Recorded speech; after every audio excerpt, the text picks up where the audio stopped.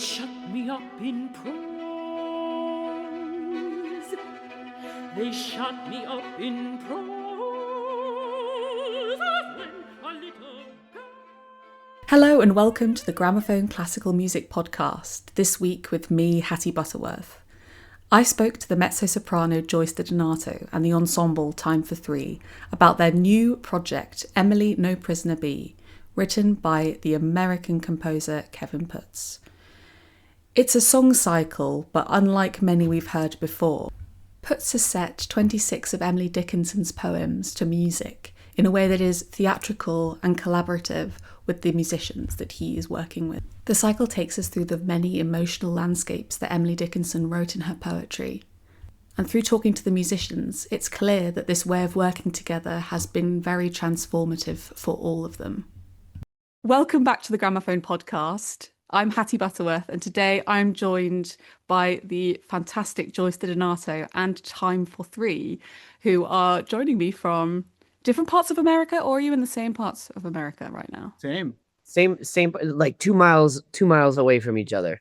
Oh, too far away.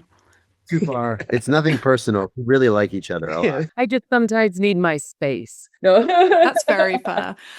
So we're here to talk about this wonderful new project called, well, the recording is called Emily No Prisoner Be, and this is also the name of the song cycle, is that right? By Kevin Putz, which has been written for the four of you. Had its premiere back in Bregenz last summer, and now the recording has been released. It must be hard for a lot of people who talk to you to know where to start with this project. Release day was last Friday. So tell me, how has it felt to allow this project out into the world? Because I know you've all sort of sat with it for quite a long time. Well, thank you, Hattie. That is a good place to start. I've been really, really fortunate in my career to do a lot of recordings. And this one is absolutely singular in the way it was born, in that we have lived with this for 2 years and a full year before it was recorded.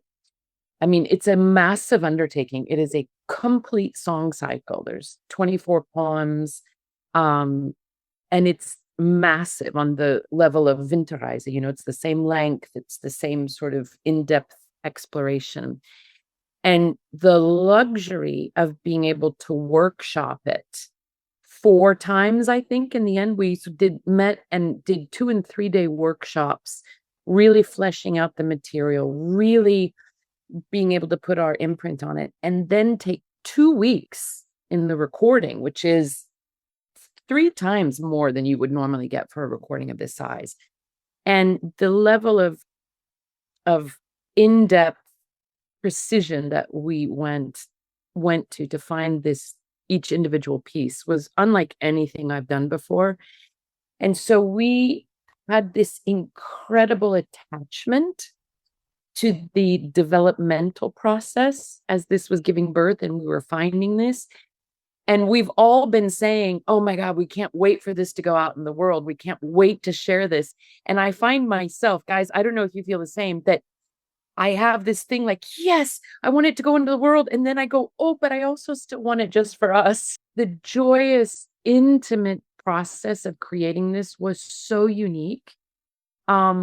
And now that it is in the world, of course, I'm thrilled because we're hearing unbelievable reactions from people, profound reactions from people. But I did have this last minute hesitation of, oh, not yet. Like, I still want it for myself. And that's the first time that's happened to me. That's really interesting. So Time for Three, 2 violinists and a double bass, but also incredible vocalists. And you got a chance to show us that on this album alongside Joyce. I was really interested. How did you find your voices fit together? Because you might not sing in the same kind of style, but there was a way that actually I found it really worked. Did you have to figure out the tones, or was it just quite a natural feeling of fitting with Joyce's voice? Yeah, it's all Kevin. It's Kevin had the vision from the start. You know, Kevin had worked separately with Time for Three and Joyce with the Hours, of course. And then for us, he wrote us a concerto called Contact. And when he was writing us the concerto, he came to a couple shows just to see what kind of colors he's working with. Two violins and bass is already weird to work with, but voices too. He just wanted to know what we were. So when he wrote us a concerto, he actually opens the concerto with us singing the melody in 3-part harmony. A very simple line, but it's very meaningful, and then it branches out into the orchestra. So he knew what he was working with by the time he presented this to Joyce, and he had the idea of the unrefined vocals of Time for Three, the rawness of it.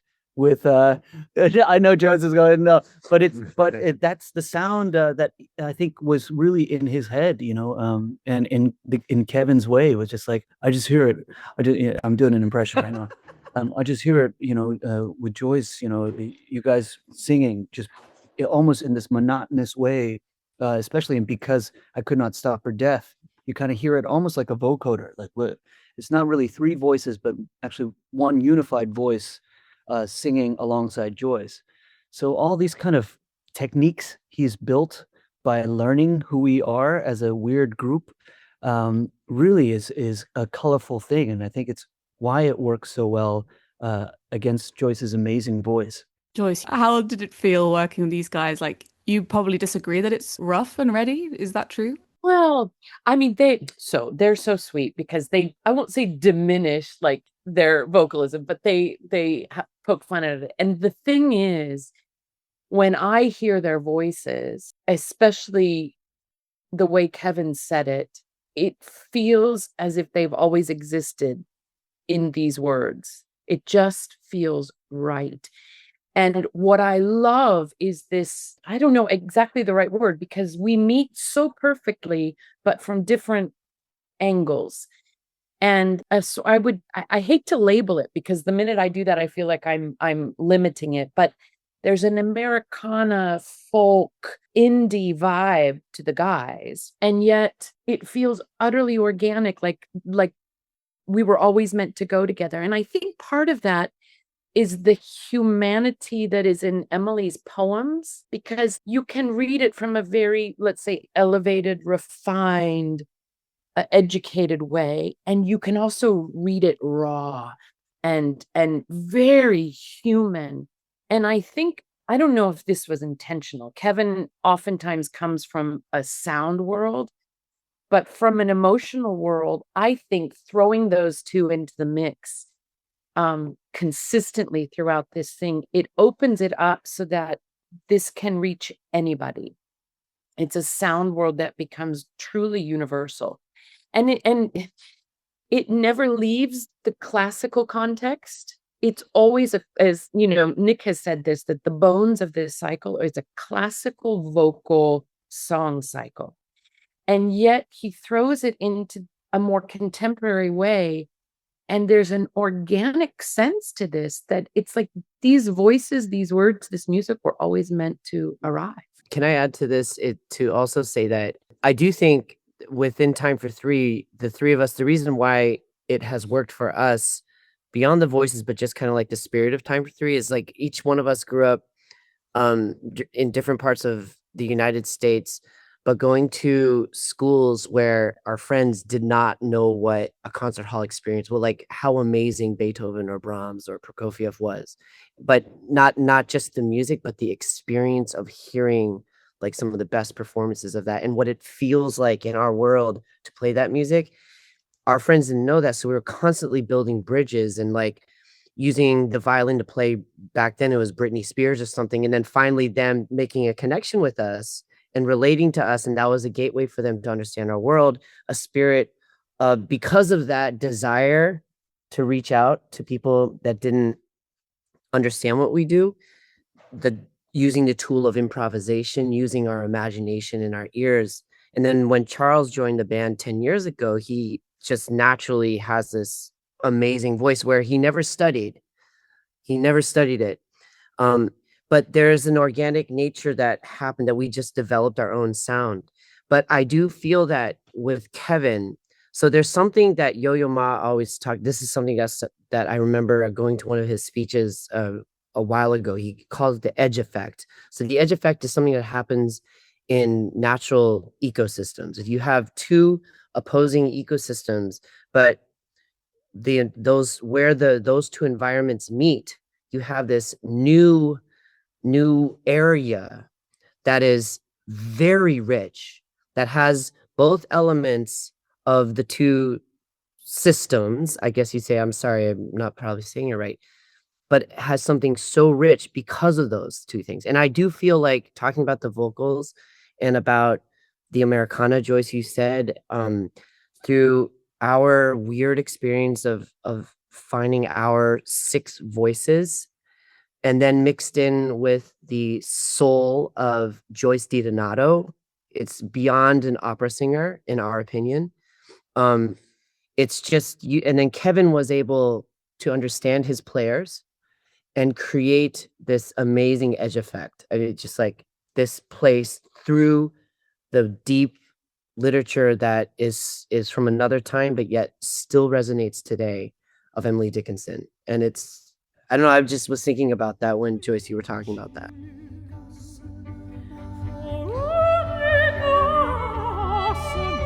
My gown, my tippet, only before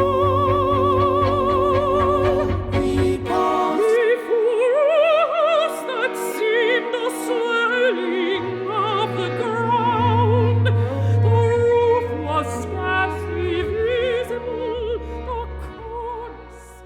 And we're sort of talking about, as you say, this song cycle, which is very much a song cycle. And in one of your very informative and brilliant Instagram videos, Joyce, you described it as on par with Winterreise, which I think it made me laugh. I know what you mean, but it's also so different from that.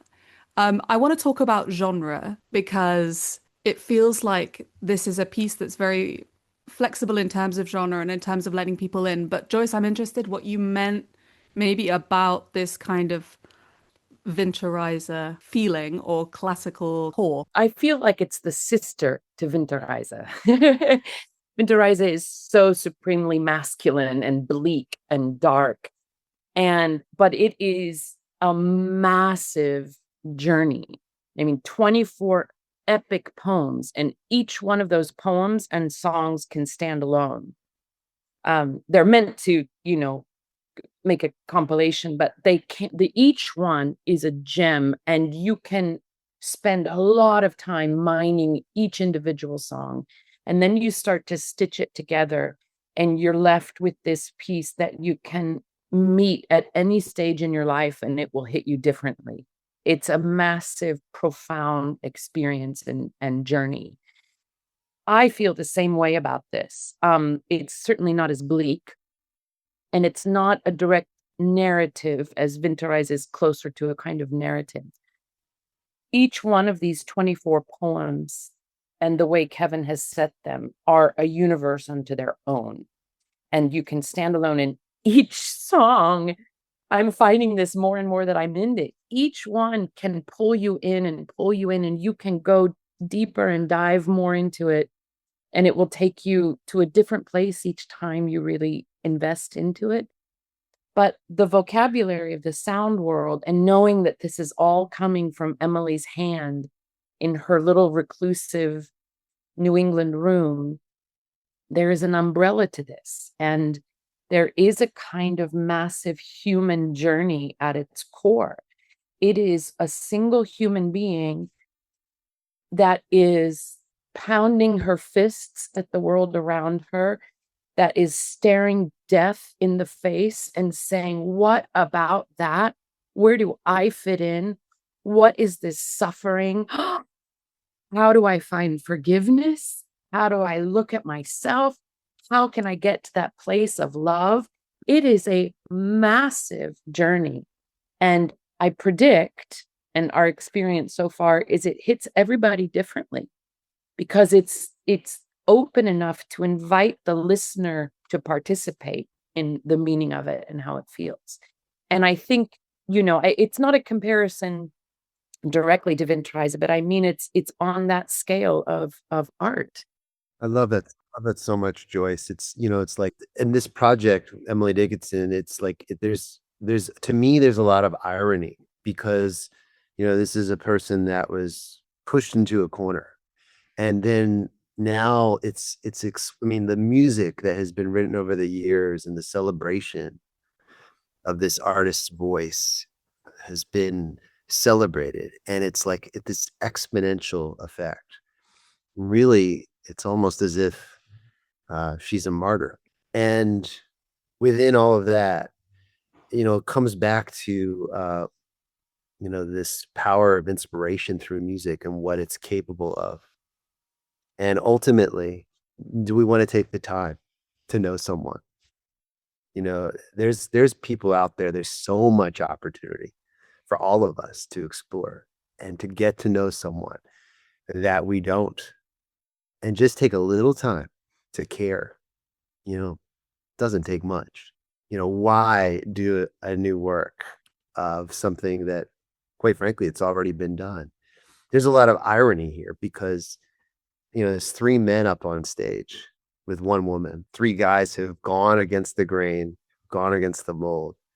There's a level of energy that happens on an explosive level with Joyce that is unique. But ultimately, we're just four people up there. I think one of the reasons that we make fun of our vocals is because as classical musicians, you practice 10 hours a day at some point on your instrument. Yeah. And you work really hard at that single at thing. that thing. So when you're asked to do something that you haven't done that with, like playing pickleball for the first time or something like that, Second time. Yeah, second time. it's a little bit intimidating to do that with one of the best, if not the best, singers in the world. But we don't approach it like that. We approach it to serve getting to know you, to getting to know someone a little better, to celebrate. So it's an example, really. That's awesome, dude. I love that. And also trusting Kevin's vision of it, It's so interesting to when he brought it to both of us. Joyce and Time for Three, we're just like, what? Wait, Joyce DiDonato, you're talking about a different project. You're thinking of a different trio, dude. Yeah. But guys, the thing that I love about that is, for me, it opens the doorway that anybody could see themselves in this world. Sometimes when it's just the refined, perfected, classical thing, I'm not diminishing that by any means. And of course, we all strive for that. But there's something about the humanity of this project that when you hear, let's call it like a untrained, but sort of raw, but beautiful, guys, everything you do is beautiful. But it's perhaps not the refined, finished quality. I think that opens the door for anybody to hear themselves or feel themselves in the music. And I find it brings a level of humanity that is just so powerful in this piece.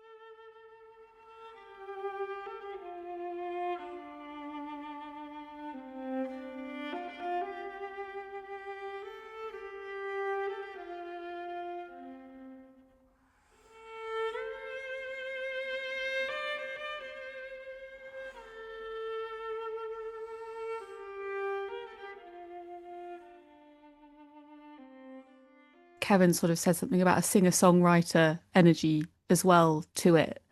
And I really want to talk a bit about Emily Dickinson. You kind of touched on it, of her as a sort of very modern poet, because the more you explore her work, the more, as you say, it strikes you parts of our society that are, and parts of our humanity that are very important. Things like mental health, things like, even questions around her queerness, around her way of loving, is kind of, there are sort of endless strands with her of places to go and emotions to unpack and perspectives to look at.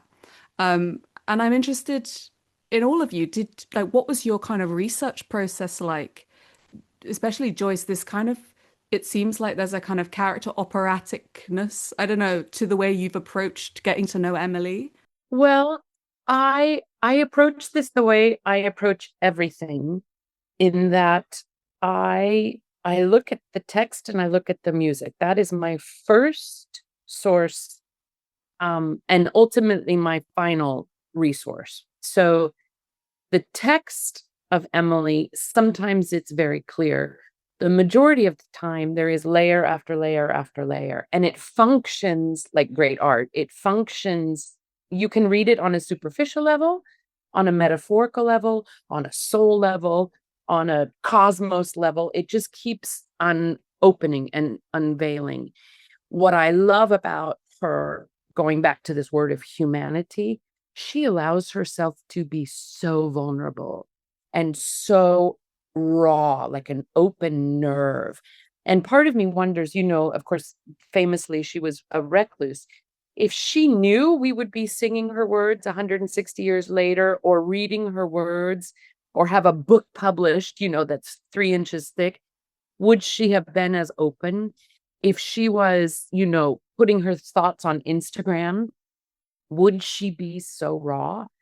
And I just admire that so much. This music came so quickly to Kevin. He said, I don't know, it just flew out of me. It just, like, he would take not more than 2 days to put the bones of each song onto the page. He was locked into something about her words and the feeling of it. And interestingly enough, I asked him how he chose the poetry. And I expected him to say, oh, I found this poem and that. He didn't. The first poem appeared on his desktop. They shut me up in prose, and he started hearing the music. And that was the impetus and the launch for the cycle. But from there, he started hearing what he wanted musically to happen, and then finding a poem that he thought would fit the mood, which is so interesting. And I've learned that his instinct was spot on. And I just feel like there was a synergy of things aligning so that the right poem found him for the right musical gesture. So my research was basically just relying on that, because it was such a clear roadmap. What I didn't want to do was bring in some kind of preconceived idea of little tiny Emily in her little room, kind of boring, kind of cerebral. Was she gay? Was she not?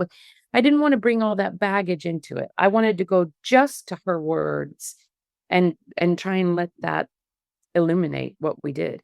And I will say, in the recording process, and anytime, even in rehearsals now, I'm like, if we're getting a little bit in the weeds, I always try to bring us back to the poem.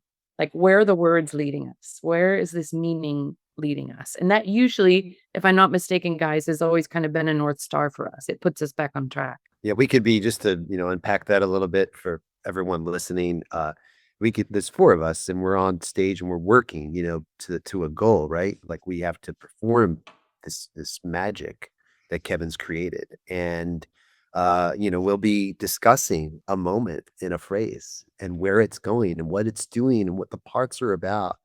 And to Joyce's point, when the poetry is read and, quite frankly, the meaning is defined, it's like all that other stuff didn't really matter. Well, it's a clear road, Yeah. right? As a trio, we are singer-songwriters, and when we're writing, we're trying to evoke some kind of emotion out of the song, instrumentally to the text. When we're playing concertos, when we're playing instrumental music, we're trying to evoke some kind of vision for the audience to come up on their own, but a unified vision from us. Here was it was such an experience for us, especially in the recording process. Before each song we recorded, Joyce would read the text, get us in that space. Everybody, the producers, Yeah. the engineers, the technicians, all of us, it was like Joyce was really channeling Emily's, like, what each song was Yeah. going to be. It was so awesome. And I loved in the mixing of this album, when we first were getting takes from our producers, everything was very refined sounding. And I mean, it was the first take, so it's expected. It's kind of like first mix is in. The thing that we talked about was, in a lot of stuff, the playing, like the fierceness, a lot of times in classical recordings I found, which I've had issues with, but sometimes it's so, like, you gloss it out so it sounds perfect on a recording. But actually, I'm so proud of how we really worked. Like, there's a couple of my parts where I'm actually playing viola in this a lot, which I love. but I wanted you to Playing it hear too. Yeah. It's playing just great. there's some like on the C string, there's the guttural moments that really depict kind of the depths of what Emily's saying. I actually asked for more of the unrefined sound of the bow and the unevenness of hitting a note, because those moments are like, I believe the way we've crafted the sound and protecting the vulnerability of our sound, the unvarnished, is what really makes this record pop, I think. Because we worked really hard to make sure that those things were not just beautified. So you really, the energy of, and it all ladders back up or down to what we've been talking about, the being vulnerable and open to channel Emily Dickinson. And that all goes to that question, I think. Like all of these tones you're hearing, all of what the record is, you asked, was it an operatic approach? For us, it definitely was, because we've never been in a situation like that. We've never been in a theatrical situation, especially now we're doing this tour. This is all brand new to us. Yeah. So like hearing it from our queen here, Yeah. and then trying to churn out what that means through our 4-stringed instruments, a piece of wood, is such a it's magic, It's really. awesome. Yeah, It's awesome. for us, so it definitely was. We got a little taste of it. Gorgeous. I was just gonna say Nick and Charles worked so hard along with our amazing co-producer and engineer Silas Brown It was wrong. and David Lai to really, in post-production, to really bring this to life, along with go along with that rawness you're talking about. In addition to on the 26th track, so inspired by the choir that joined us, the Young People's Choir of New York, Of course. where Of course. yeah, the reason it's like you'll just hear these young people that they brought on and worked with for this finale. It's like we're all coming together, we're all celebrating, we're all setting it free. The unity isn't that we all think the same. That's not the unity. It's that we all have a voice. I mean, I was gonna ask this question, but you sort of started answering it, which was really, Joyce, what have you learned from the guys, Time for Three? Because I guess this isn't a situation you find yourself in, have ever found yourself in before, specifically this. What have they kind of taught you, and what do you feel like you're gonna take forward? I have learned how powerful it is to collaborate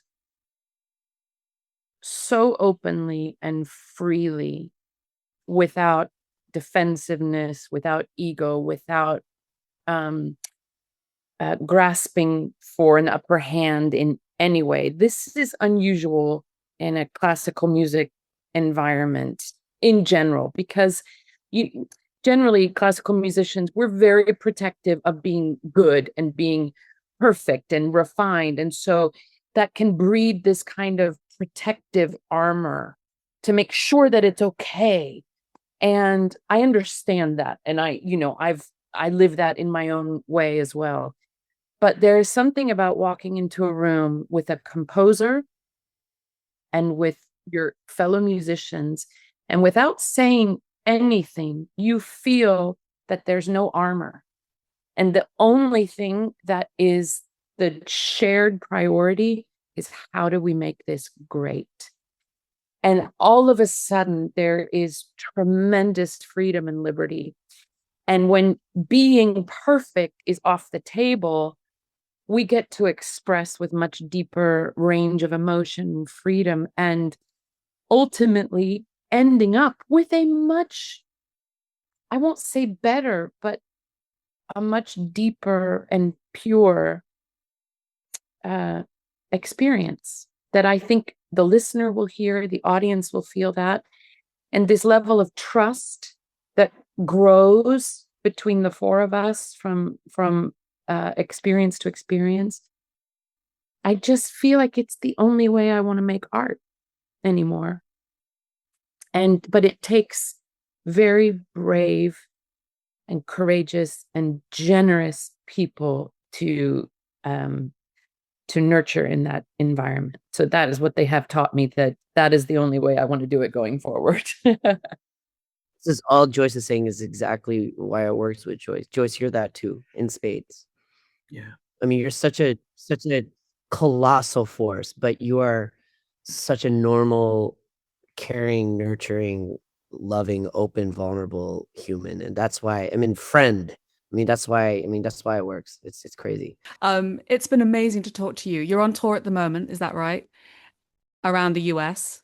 And Emily No Prisoner Bee is out now on Platoon.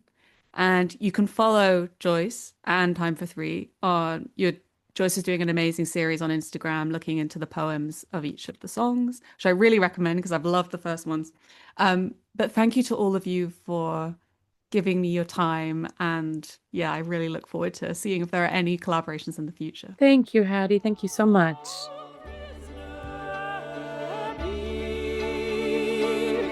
No prisoner be, where liberty herself abide with thee. No prisoner be, no prisoner be. Thank you for listening to this Gramophone podcast. If you've enjoyed it, please do search for Gramophone wherever you find your podcasts. We have hundreds of episodes featuring leading artists to download and enjoy. Do also subscribe for free to future episodes. And if you can, please leave us a rating or a review. We love reading all your feedback and it really helps others to discover our work. And speaking of subscribing, Gramophone magazine itself is published every month in print and online and is packed full of reviews and features about the latest classical music releases. And all listeners to this podcast can get a 20% discount off any subscription package. Simply visit gramophone.co.uk/subscribe and enter the code podcast20 in the checkout. And do join us again next week for another Gramophone podcast.